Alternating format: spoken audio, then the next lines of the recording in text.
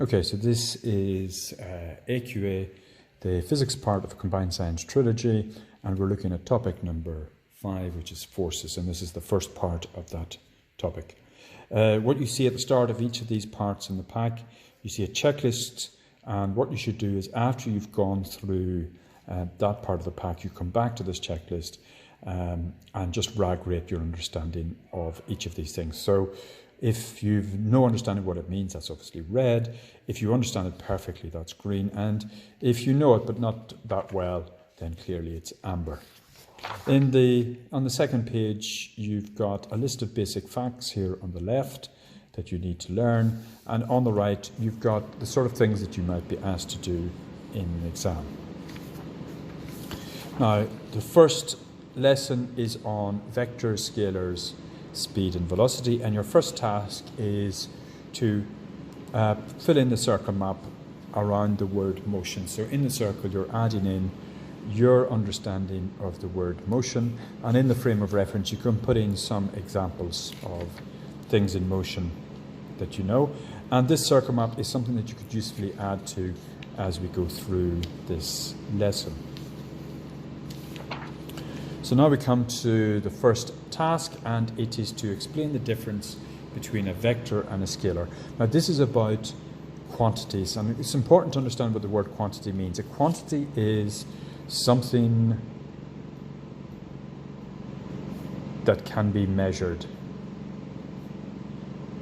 That can be measured. So it is something that has a number, okay, like length or speed or time, and generally this is measured in some sort of unit. So length we could measure in meters, time we could measure in seconds, and there are two types of categories. Okay, the first type of category is called a vector, and the second one is a scalar. And this is an example of where you should always use the information you've got, and it is described in your lists of facts. So what's the difference between a vector and a scalar? So I'm going to write it this way. While both vectors and scalars have a magnitude, magnitude just means a size, so that's represented by some number. Vectors also have a direction, but scalars do not. So the difference between the vector and the scalar is the vector has both a magnitude and a direction. Scalars only have a magnitude, and the other magnitude means a size, a number. Okay. A physical quantity. So what is a physical quantity? A physical quantity is something, as I said before, that can be measured. So that is, it's a number plus a unit. For example, 10 meters or 23 seconds, or all, those are both examples of a quantity. Quantities are either vectors or scalars, and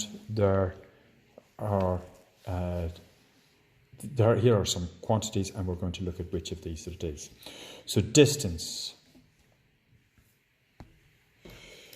The word quantity, by the way, it's called a quantity because it comes from a verb, which is to quantify, which is to put a number on something.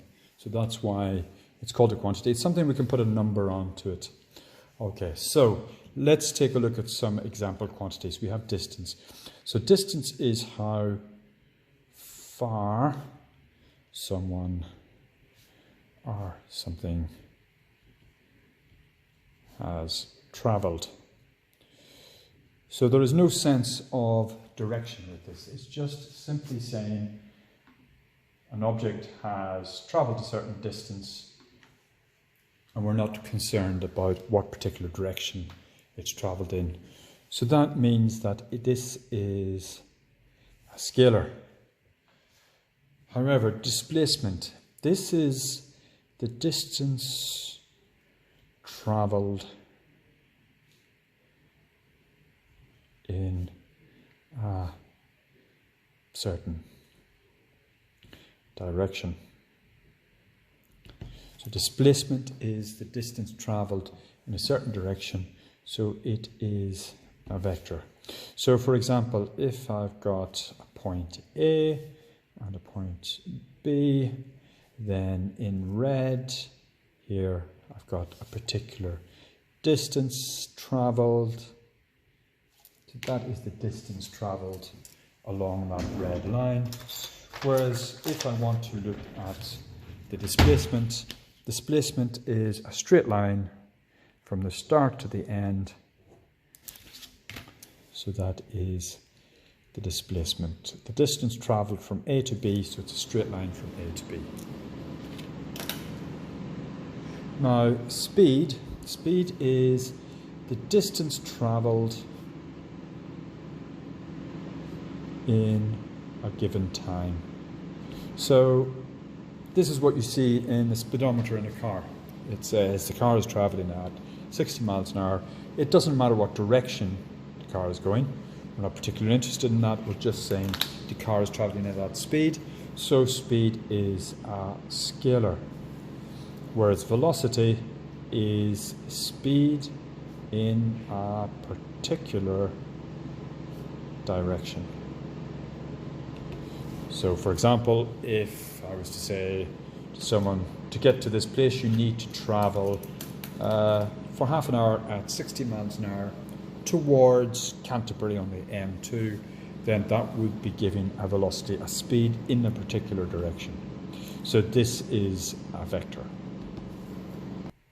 Now here we have space to write in some examples of scalars and vectors. So here's some more we put in. So examples of scalars are mass, distance, as we've already seen, and speed are both scalars. Energy is scalar, time, and power. Vectors, these are things like acceleration, velocity, and force. So remember, it's all about whether something needs to have a direction or not. So for example, with force, with this pen, I could apply a certain force, a few newtons to this pen, and it will move along the desk like this if the force is in that direction. Or I could apply the force in this direction, which will cause the pen to lift off the table. So the effect of the force depends on the direction that I'm putting the force in. So the force needs to have a direction. Time, for example, doesn't need a direction. It wouldn't make sense to say if somebody asked what time it is and you answered it's 12 o'clock to the north. That doesn't make sense. We don't need to have direction with time because time is a scalar. Okay, now looking at speed in a little bit more detail, we need to have an equation that links speed to distance. So we can calculate speed in the following way. We have speed, so the average speed is equal to distance travelled over time. And I can choose to write this in symbols, so I can say that speed is equal to distance over time. It's really important to note that the symbol for speed is V, not S, and it's measured in meters per second, and we write it like this, meters/seconds. The symbol for distance is S, and it's measured in meters, and the symbol for time is T, and it's measured in seconds. Now, one thing that's a useful skill to develop is to be able to rearrange equations. So here we've got an equation that has speed is equal to distance divided by time. So I'd like to rearrange this so I've got distance equals something. So let me start by writing this down. Speed is equal to distance divided by time. My distance is being divided by time. So to get distance by itself, what I need to do is get rid of the divide by time bit. So I multiply both sides by t for time. So that will give me that s, because that will remove this divide by time bit, is equal to speed multiplied by time. And again, if I want to rearrange it to get time by itself, I will start from this step where I had distance is equal to speed multiplied by time. I need time by itself, so I will divide both sides by speed to give me that time is equal to distance divided by speed. Okay, but once again, remember, S is the symbol used for distance, not speed. Now, we're going to do the first of our calculation questions. It is very important that you follow these steps. When you complete the pack, it is expected that you will always show these steps, even if you're able to do the question and get the right answer taking shortcuts. You will have to go back and do it again if you haven't followed all the steps. The 4 steps are to write out all the quantities, that's the name and the value, and do any conversions. We'll see what that means. Then we write out the equation and we rearrange it if we want to, if we have to, substitute the numbers into the equation and then do the calculation. And you must always show these 4 steps. So step 1 here is what? We're told Georgia runs 100 meters in 10 seconds. What is our average speed? So I write out the steps. The distance is equal to 100 meters. The time is 10 seconds, and I'm looking for the speed. The second step, I do speed is equal to distance divided by time. That's my equation. Okay, but I then need to substitute in here, so I don't have a number yet for speed, but I do have a number for the distance, which was 100, and I do have a number for the time of 10 seconds. And then my final step is I do the calculation to give me an answer of the speed is equal to 10 meters per second. Remember, if you've written down speed equals 10 meters per second and nothing else, you are wrong. You must complete all 4 steps for these calculations. The reason for that is because later when you have to deal with lots of different topics and lots of different equations, this first step is very important to make sure that we are using the correct units. The distance should be in meters, which it is, that's fine. The time should be in seconds, it is, that's fine, but it mightn't be. We might have been given the time in minutes and we'd have to change that. The second reason for this step is that it allows us to pick the correct equation. We're trying to work out a value for speed. We've got the distance and the time. There is only one equation that's got those 3 things, which is this one, and I write it down. I write down the equation so that then when I come to put the numbers in, I put them in the right place. The S is replaced with 100 meters and the T is replaced with 10 seconds. And then I do the final calculation step to complete my calculation. Okay, so now you have 3 more questions to answer. Okay, so let's take a look at these answers. You can pause the video if you want to check this against your own answers. So the first thing we note, and here's one of the important points of this first step, we start writing out the numbers. It tells us they're travelling at 2 meters per second to the shop and back, and the shop is 50 meters away. The and back part means that they travel 50 meters to the shop and then 50 meters back. So we need to do this distance twice. So that gives us a total distance of 100 meters. From there on, we follow the usual steps, write the equation. Here, I've not bothered rearranging the equation. I've just put the numbers in. I'm looking for the time, so I say 2 is equal to 100 divided by t. And now I can rearrange, which gives me t is equal to 100 divided by 2 for an answer of 50 seconds. In the second question, here we write out the numbers and we see that here we've got minutes for the time instead of seconds, so we need to do the conversion. So again, I have my equation. This time I chose to rearrange it while I was still in the equation form. So speed is equal to distance divided by time. So distance is speed multiplied by time. And I put the numbers in. So S we don't know. We replace V with 20 and we replace T with 1,800 to give us an answer of 36,000 meters. We can rewrite that answer if we liked as 36 kilometers because the K in front of the meter, we read it as kilo. So it's 36 kilometers or kilometers. And that K means multiplied by 10 to the power of 3. The extension task is quite a difficult task. We're trying to work out which would give me, which is a bigger unit using meters per second or kilometers per hour. This is like comparing using meters compared to miles. Miles are a bigger unit. So let's try comparing what would 1,000 meters per second be in kilometers per hour. So 1,000 meters per second, so that's 1 by 10 to the power of 3 meters every second. But we know that multiplied by 10 to the power of 3 is the same as kilo. So 1,000 meters per second is the same as 1 kilometer per second. So that means in 1 second it travels 1 kilometer, in 2 seconds it travels 2 kilometers, and so on. So in 1 hour, it's going to travel 60 by 60, that's 3,600 seconds. It's going to travel 3,600 kilometers. So if I write 1,000 meters per second, that's the same as saying 3,600 kilometers per hour. So meters per second is the bigger unit. And once again, you can pause the video and just check your answers.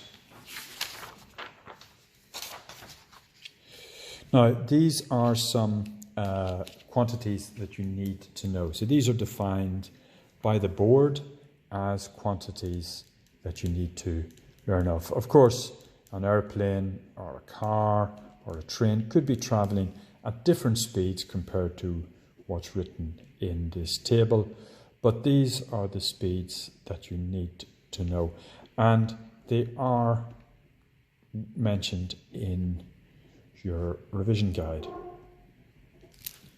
So on page 207, you'll find these numbers written in your revision guide. So these are the numbers that you need to have. An airplane, we say, travels at 250, and that's meters per second. A car travels at 25 meters per second. Train, 30 meters per second. Cycling is 6. Running is 3, walking is 1.5, and the speed of sound is 330 meters per second. What sort of factors would affect the speed that somebody can walk or run? So there'll be two main things. There'll be factors relating to the person, so that is their fitness, perhaps if they're injury, if they have any sort of injury or illness. So these are all things related to the person. And then we have external factors. Those would be things like, what's the surface like? So if it is sand, you wouldn't be able to run as quickly as if it's a smooth surface. What is the gradient of the surface? Are we going uphill or downhill? What's the weather like? Is there a high wind? Those type of things. Second, what affects the speed of wind? So we know that when you look at the weather forecast, they talk about air pressure, and then we have high winds might occur with storms. It depends on the time of year. We tend to get higher winds at different times of the year, and it depends where we are on the earth. And it also depends on how high up we are, the altitude. Okay, how high we are above the earth. Now, again, you have some practice questions to do. So again, you must remember to use your 4 steps to complete the questions. Okay, so here are the answers to this question, and you can again pause the video to check all of your answers. So this first question, it says a car travels from point A to point B in 3 hours and returns back to point A in 5 hours. It's important that point. If I was to draw a little diagram, what's done, it's gone from A to point B. It's taken a certain amount of time, 3 hours, and then it's gone back. So if I was to draw a line from the start to the end of that journey, I would end up with a line of no length because it's gone back to where it started. So this is important. So the displacement is 0, even though the distance is large because it's 150 miles that way and then 150 miles back. Okay, so let's write down our numbers. We're told that the distance from A to B is 150 miles, and likewise from B to A is also 150 miles. So the total distance travelled was 300 miles. The time from A to B was 3 hours. The time from B to A back was 5 hours. So the total amount of time taken was 8 hours. I'm looking for the speed because I want to describe the motion of the car. The speed is equal to distance divided by time. So for the first part, I had the speed going from A to B was 150 divided by 3, put in those numbers. From B to A, it's 150 divided by 5, put in those numbers. And for the overall journey, the speed is 300 divided by 8.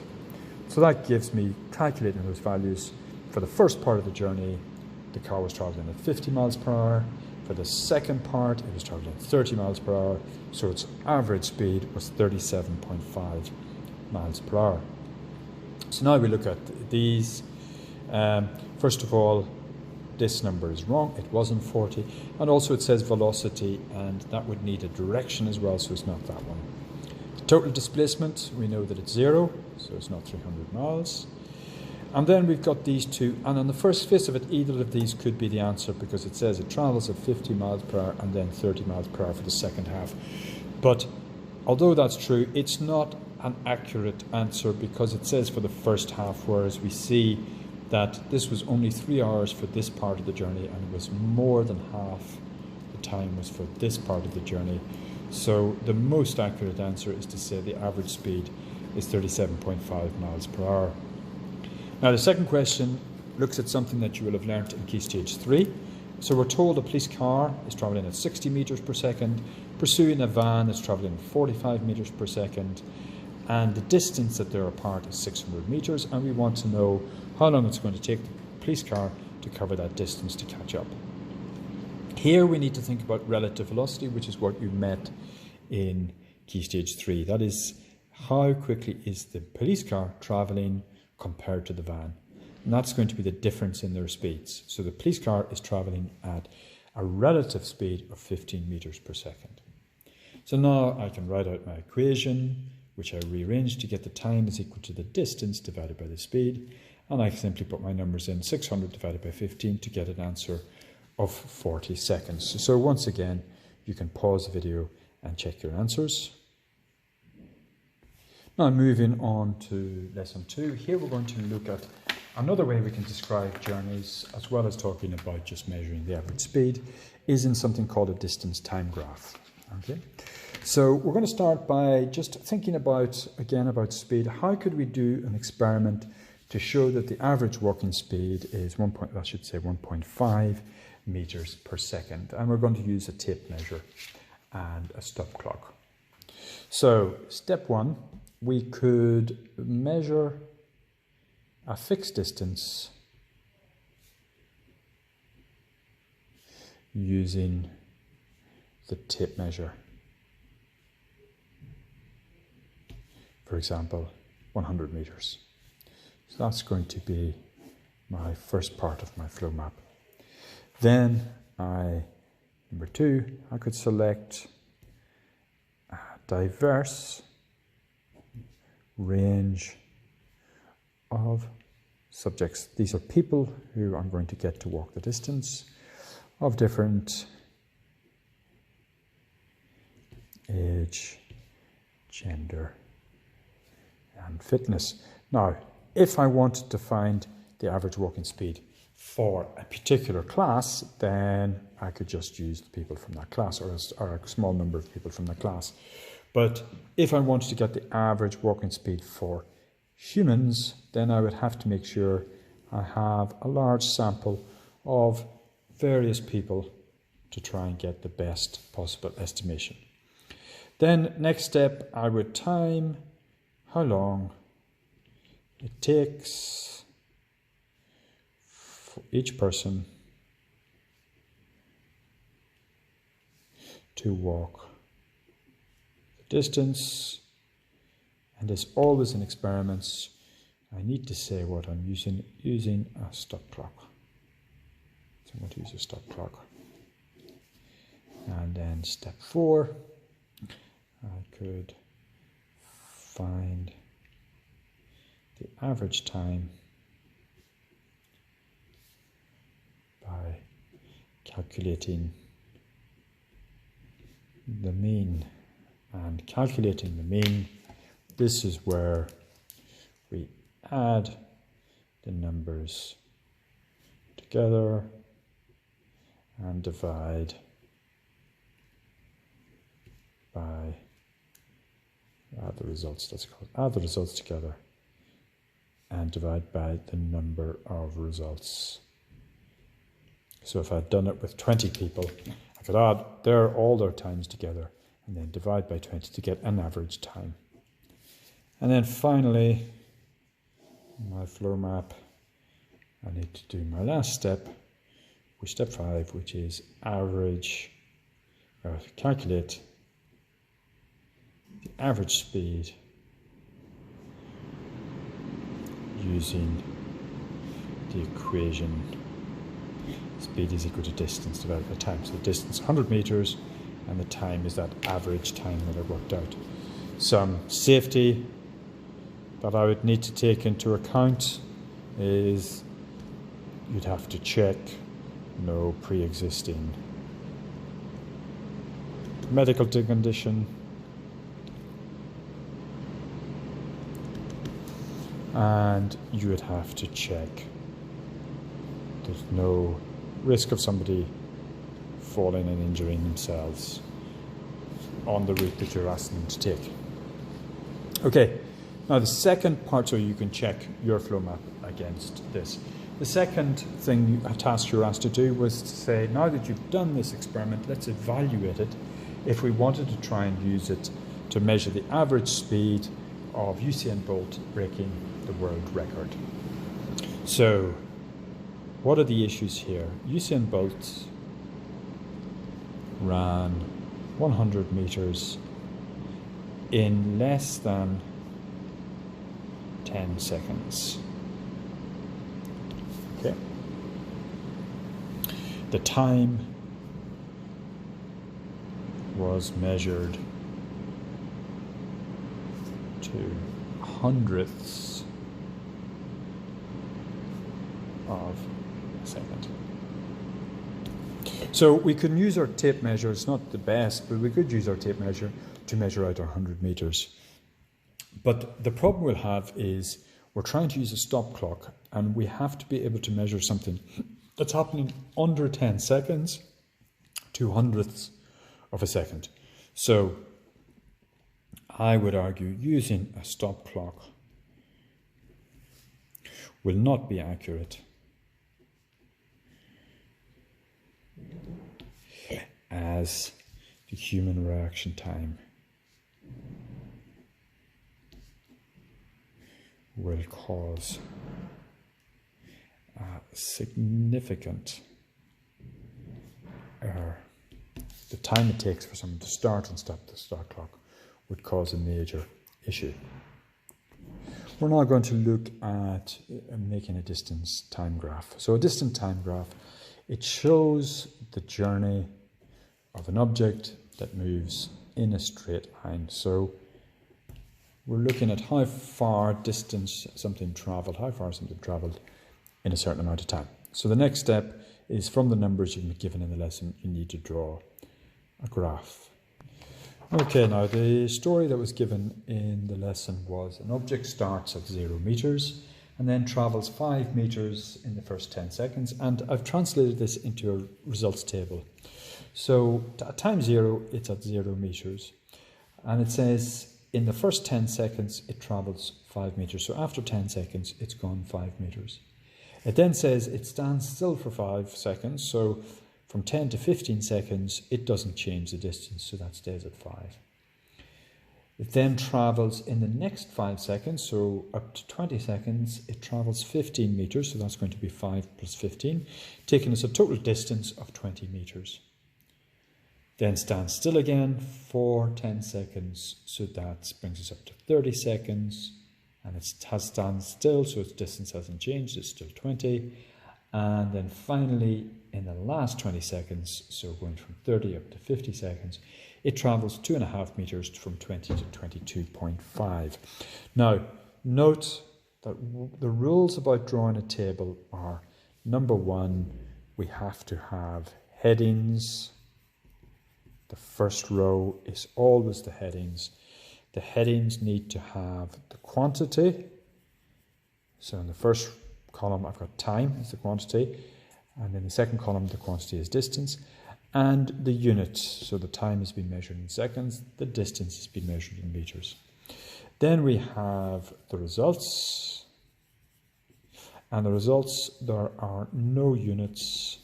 They're just written with the numbers because the units are in the headings.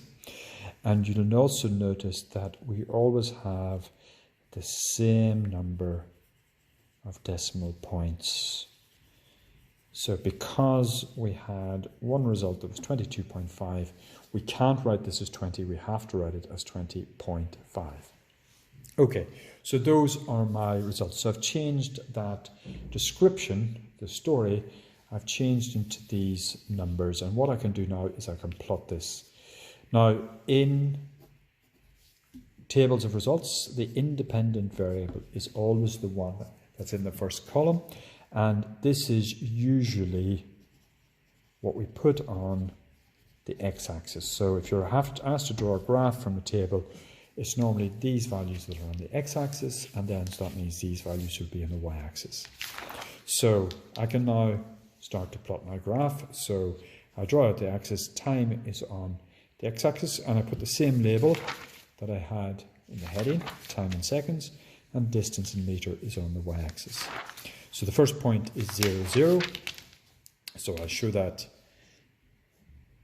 with an X there. The next value is at 10 seconds, it's at 5. So I go to 10 seconds and I put in X at 5, distance of 5. 15 seconds, it's still 5.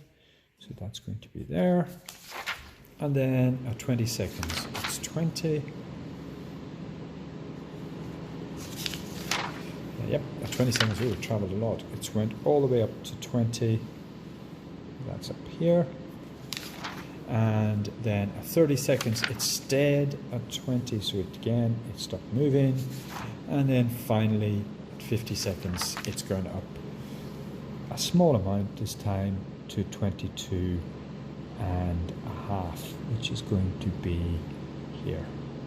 Okay, so I have the distance is on the y-axis, the time is on the x-axis. Now, a distance time graph, in a distance time graph,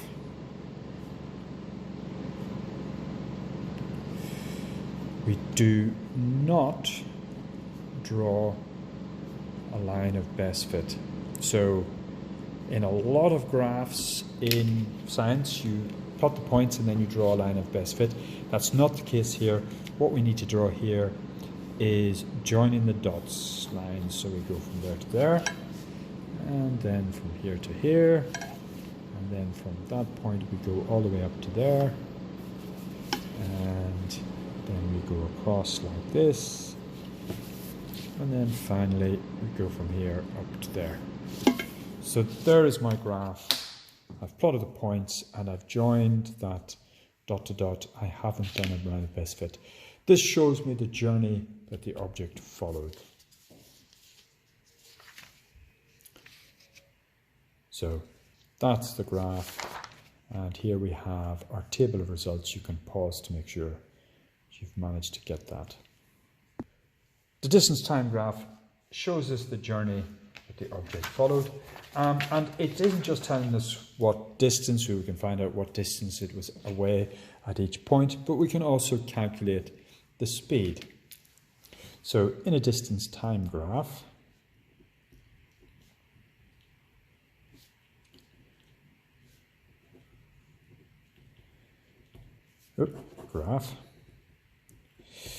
the gradient of the line is equal to the speed of the object. Okay, so that means is the steeper the line, which means that the gradient is larger,